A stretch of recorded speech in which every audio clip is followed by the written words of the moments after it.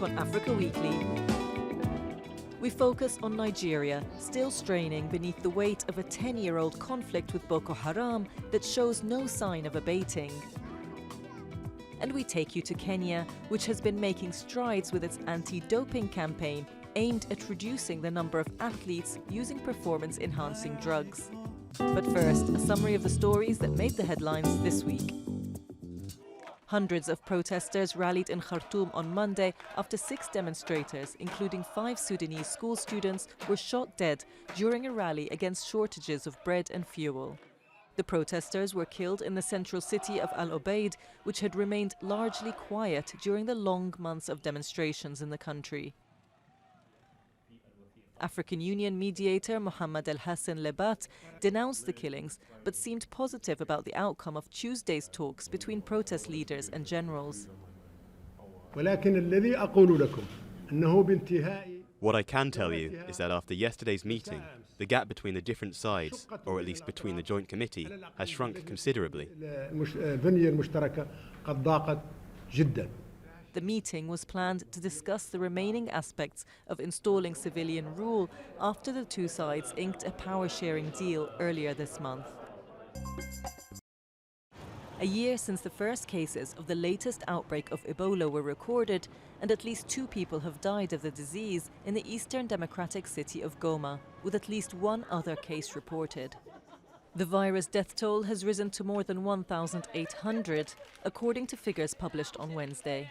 Goma, a lakeside city of more than 2 million people close to the Rwanda border, had already brought in infection prevention and control measures. The first death in the city from the disease was reported 2 weeks ago and sparked a wave of concern. The country's Ebola epidemic is the deadliest outbreak since more than 11,000 people were killed in Guinea, Sierra Leone and Liberia between 2014 and 2016. An attack this weekend by Boko Haram fighters on a funeral in northeast Nigeria has left at least 65 people dead. The assault took place on Saturday by gunmen on a village close to the restive regional capital, Maiduguri. Thousands of Tunisians attended the funeral of President Beji Caid Essebsi on Saturday. Essebsi, the country's first democratically elected head of state, died last week at the age of 92.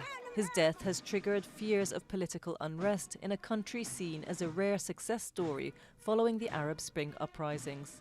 A number of foreign leaders travelled to Tunisia to pay their last respects to the former president, the first to receive a state funeral since the country gained its independence from France in 1956. Tunisia's electoral body has said that presidential polls, originally scheduled for November, will be held on September 15th. Moroccan King Mohammed VI attended a ceremony on Tuesday to mark the 20th anniversary of his accession to the throne. His son, Prince Moulay Hassan, and brother, Prince Moulay Rashid, were also at the event at the Marchand Palace in Tangier. On Monday night, the king pledged a government reshuffle and an injection of new blood into political and administrative positions to help tackle the country's glaring inequalities. According to official figures, Morocco's unemployment rate hovers around 10%, but spikes up to 39% among those under 24.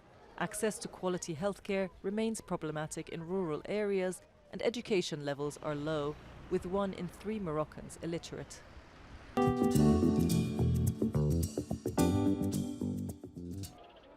Around 12,000 displaced people live in this makeshift camp, which opened just 4 months ago in Maiduguri Stadium in the northeast of Nigeria. Since the start of the year, over 100,000 people have been forced from their homes, fleeing the violence of the jihadist group Boko Haram.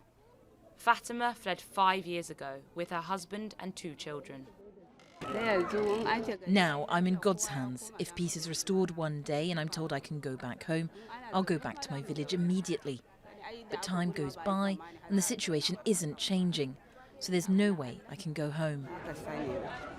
Over the past 10 years, Boko Haram's attacks have displaced nearly 2 million people. Despite international aid, supplies are scarce and shelters precarious. As the conflict shows no sign of ending, those living at the camp must find work to survive. Modu has become a woodcutter Selling wood, he earns $1 to $3 a day. Hunger is the biggest problem. We're starving. We just need people to give us something to eat. I work so that I can eat, but I'm still hungry. The government is encouraging people to return home as soon as the security situation permits. Ibrahim tried to go back home last year. After 3 months there, he had to come back to Maiduguri. I just thought that my life is in risk and my children. Because no quality education, no health services, no, it's too much. So I have to come back. While he continues to wait for the situation to improve, he's living in his friend's room. This is where I will live. So with your wife and... With my wife and 4 children. I'm just like I'm living in a cage. Yeah, because you are sharing a room with a family of 6. It's not easy. Around Maiduguri, the Boko Haram attacks continue and the death toll keeps rising. 10 years of violence has left 27,000 people dead.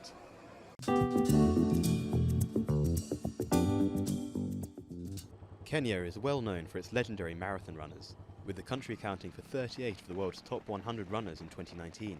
However, the country's anti-doping authorities have struggled to stamp out the issue of performance-enhancing drug usage. Some mid-level athletes are prepared to anonymously talk about their reasons for doping. I'm cheating because some people have cheated.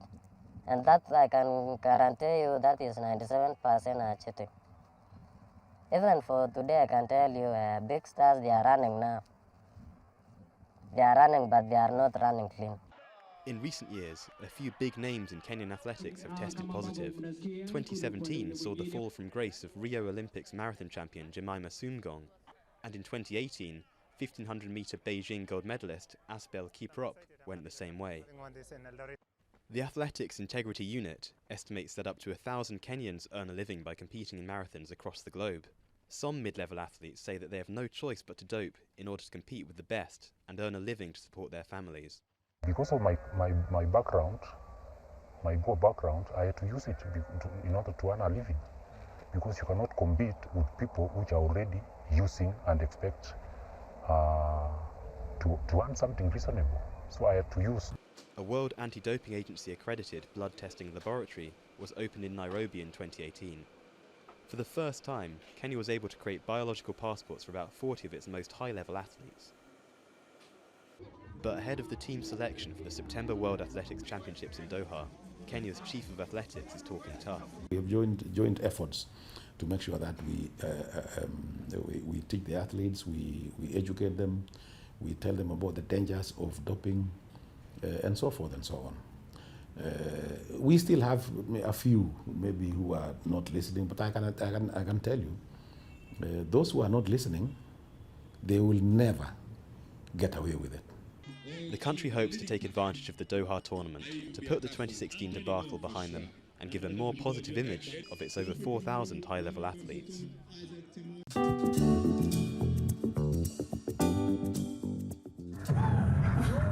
Young rappers took part in a rap battle in Casablanca's disadvantaged Sidi Momin neighbourhood.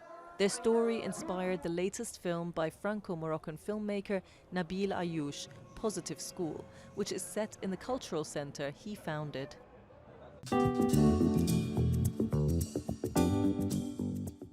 The 17th edition of Basketball Without Borders Africa took place in the Senegalese city of Sali on Sunday. 60 young athletes from 29 different African countries took part in the event, which saw them receive expert tuition from NBA coaches.